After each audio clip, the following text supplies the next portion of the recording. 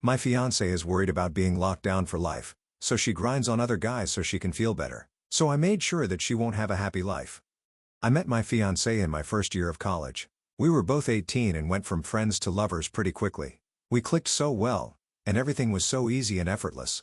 We had a really good relationship. It's the kind of relationship that everyone wishes they were in. The kind of relationship that people idolized and said if those two broke up, then love doesn't exist. You get the picture. For the purpose of this post, let's call my ex Ashley. Ashley was everything I was looking for in a woman. Funny, smart, attractive, down-to-earth, and family-oriented. She wanted to build a life together. Our families got close over the course of our relationship. It was like we were already one big family before even getting married. As planned, I popped the question a year ago not knowing that this would change everything.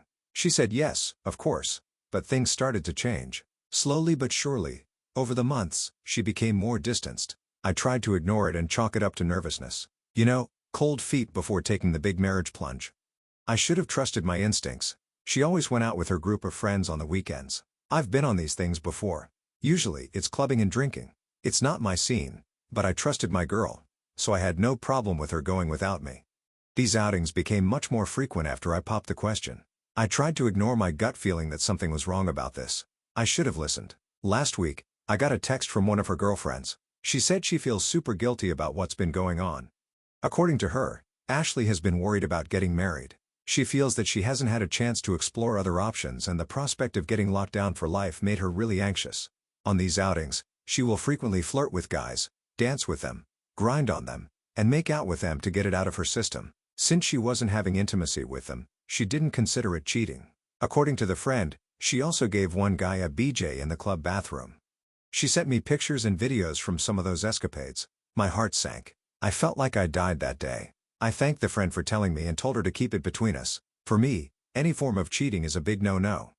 I knew it was over. What makes this worse is that I have a past with cheating. She knows about my high school ex who cheated on me, and being a stupid teenager, I tried to end it all. This just makes this whole situation cut even deeper. She knew how much hurt she could cause, and she still went ahead with it. I wanted to crawl into bed and cry for a month. I wanted to be weak. I felt weak. I decided I would give myself the chance to mourn and cry over this after I protected myself. Me and my fiancé share an apartment that we both pay rent for $50.50. I decided to take 2 days off work and covertly started to move my things out to my brother's house across the city. He knew about everything and immediately offered his place to me. The first day I moved non-essential items out when Ashley got back from work. She made a comment about it, but I brushed it off by saying I sold some stuff and took some more stuff to a storage unit to tidy and clear space up in our apartment. She didn't question it. I was furious on the inside about everything that I found out about but kept cool to avoid suspicion. She noticed I was a bit withdrawn, but I told her I was just tired and stressed from work. The second day, while she was at work, my brother and his wife came over to help me pack everything else, and I was fully moved out by 3 p.m. that day. Since then, I have avoided every single form of communication sent by my ex. I have completely cut her off. I refuse to talk to her or her family. I don't even want to confront her about what happened. She came home that day and saw everything was gone. She texted all my friends and family who in turn texted me, but I only responded to my parents who are fully behind me in my decision. Her family and friends are blowing up my phone and saying that I'm an offer leaving without a word. They've even been blasting me on social media. I don't care. She knows what she did. To me, she is dead.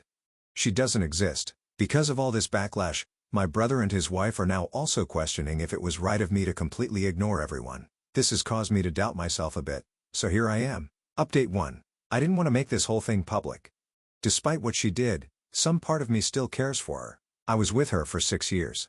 You can't just throw that away overnight. I came to the conclusion that the right thing to do was to talk to her parents. Only her family needed to know. Everyone else can have whatever opinion they want of me. I don't care. The people who truly know me and are close to me are the only ones I care about. I sent a detailed message of what happened to my closest friends and family. All of them, of course, believed me right away. No pictures needed. I didn't feel like it was necessary or appropriate to spread those pictures of her, so I didn't. Now that the people I cared about were sorted, I moved on to her parents. I messaged her mom, who, by the way, I had gotten so close to I considered her a second mom, and she considered me a son. She was very upset with me, but agreed to meet up. I felt like this needed to be an in-person conversation rather than a nuke I dropped in an email with everyone they know CC'd. Met her mom and her dad at a diner we used to frequent for breakfast. I know. So cliché. It was quite emotional. They were understandably upset. They didn't do anything wrong, and I cut them out of my life like nothing happened. I understood why they were upset, so when they were confronting me, I was very quiet, just listening. Letting them get it all out. I admit I was tearing up with them. That is until they accused me of some things. It's been a whole week since all of this went down. In that week, a lot happened. Apparently, according to her parents, my ex convinced everyone that I cheated and that she kicked me out, and I haven't been answering anyone because I was so ashamed of what I had done. LOL. I literally laughed out loud. I responded by saying that I was sorry and I wished them a happy life and walked out. I was so effing upset I couldn't even have imagined being accused of this.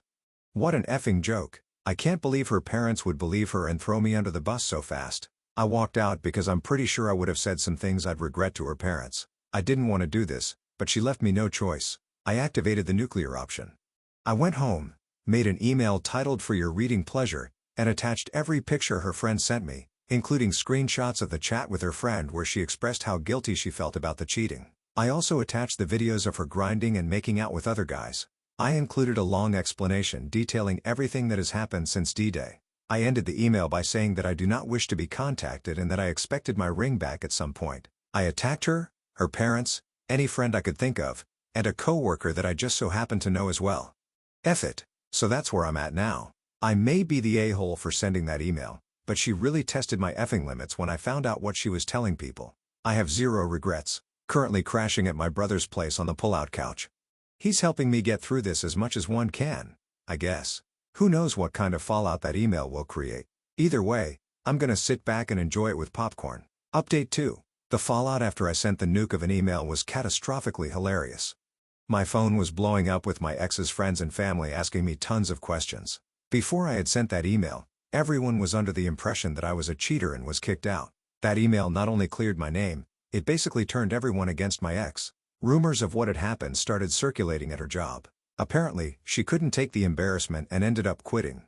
Her parents were less than impressed and refused to take her back in. They reached out to me and apologized for the way things went down. They recognized that they didn't have all the facts and judged me too quickly. I'm cool with them now. They told me that my ex was struggling to make payments for her half of the rent. When I covertly moved out, I contacted our landlord and explained the situation. We only had 3 months left on the lease, so I paid my half for those 3 months, so I'm in the clear. Honestly, it was worth it even though I'm not living there. Our mutual friends also didn't take too kindly to being lied to and basically being manipulated to hate me. From what I've heard, most of our shared friends don't talk to her anymore.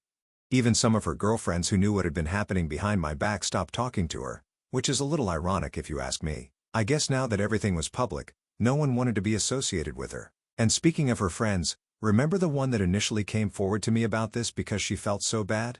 Yeah. So we're dating now.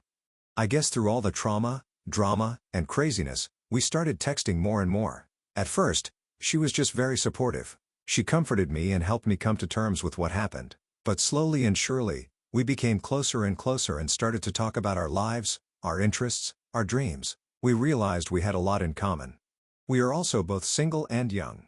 We kinda just fell right into it naturally. She's honestly so great, very kind and loving. I am aware that some people may think this is just a rebound, but I'm really enjoying my time with her and things are going great. I feel great. Since everything went down, I've had no contact with my ex. I've heard through multiple friends that she is livid that I ghosted her and won't even talk to her. She says what I'm doing to her is torture because I won't even give our relationship closure. I just laugh because if she thinks what I'm doing is torture, then she's clueless about what she put me through. I'm honestly good. I will go the rest of my life without ever talking to her again. Call me petty, call me dumb. I am who I am, and I feel this is right. As for me, life is looking good. I'm dating an amazing girl. I've gotten so much support from my family and friends. It's nice to see who the real ones are. You know, the ones that actually stuck with me throughout this whole ordeal. And best of all, I feel like I'm really moving on from this whole thing.